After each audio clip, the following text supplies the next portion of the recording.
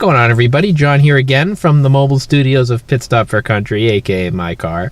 And something that I've thought about, and I think is going to be very relevant, is what do you think is going to happen as our independent artists grow? You know, we're seeing ridiculous growth right now. I mean, Aaron Watson, I've said this before, but he is so relevant to everything that I've been talking about.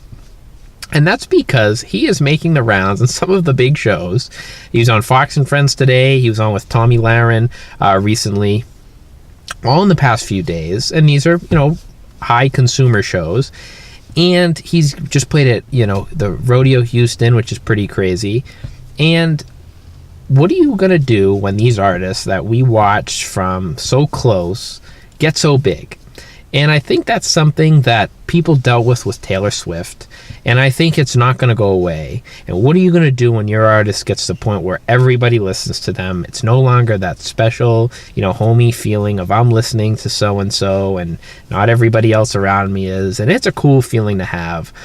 But, it is the reality. And at the end of the day, we want our artists to get bigger and keep getting, more popular. And that does suck for us because there is kind of like this tight-knit feeling, and I don't feel it as much up here because I'm so out there with my music compared to so many, at least publicly. I mean, I don't know many people that know the artists I listen to, so I'm kind of that voice from afar in Massachusetts. But it is relevant because you've seen Aaron Watson do. We've got Josh Abbott band. We've got Randy Rogers. We've got Casey Donahue band. I could go on with that. I mean, there are so many that really, really could end up becoming borderline mainstream, if not in mainstream. And I mean, their backers and fans are already behind them to some degree, larger than mainstream support for many artists, but they just haven't gotten that break yet where, the big machine of Nashville and radio has allowed them to be on the air.